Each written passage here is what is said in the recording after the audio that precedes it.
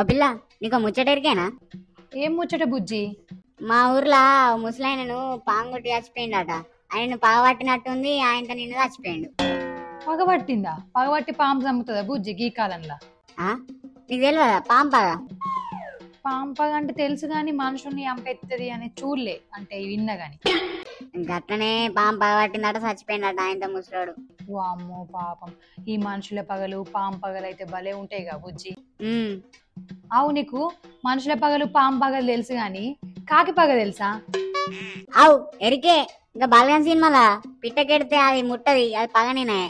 ఆవు బుజ్జి, కానీ అట్లాంటి పగలు చూసినావు, మరి చంపేసే పగలు చూసినావా? కాకి చంపేస్తుంది.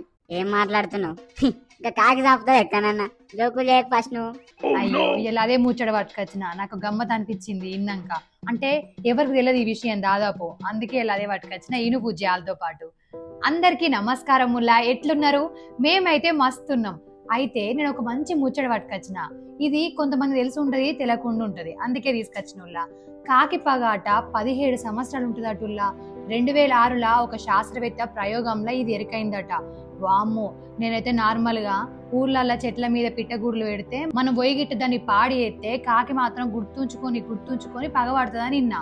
కానీ గిట్ల 17 సంవత్సరాలు గుర్తుంచుకుంటదంటే మామూలు ముచ్చట్న?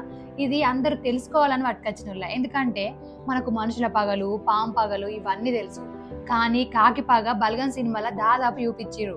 ఎట్లుంటది కాకి గిట్ట మనల్ని పగబడితే, అంటే మన తాతలు చచ్చిపోయి అల్లిళ్ళు ఏమన్నాయి, అలా కోరికలు నిలవేరకపోతే గిట్లా పిట్ట ముట్టది అని అయితే చూపించింది బలగం సినిమాలో. కాకి ఏమన్నా అపాయం చేస్తే గిట్లా 17 సంవత్సరాలు గుర్తుంచుకుంటుందని శాస్త్రవేత్త చెప్పారు. అందుకే నాకు చిత్రం అనిపించిందిలా. ఊరిని అవ్వ గిరంతా కథ ఉందా? గట్లయితే మా తాత నేను మంచిగా చూసుకుంటా. ఆయనతో మా తాత నన్ను పగబడితే కాకి పిల్ల కాకి ముద్దు అన్నట్టు మా తాతయ్య కానీ నాకు ముద్దు గంటే.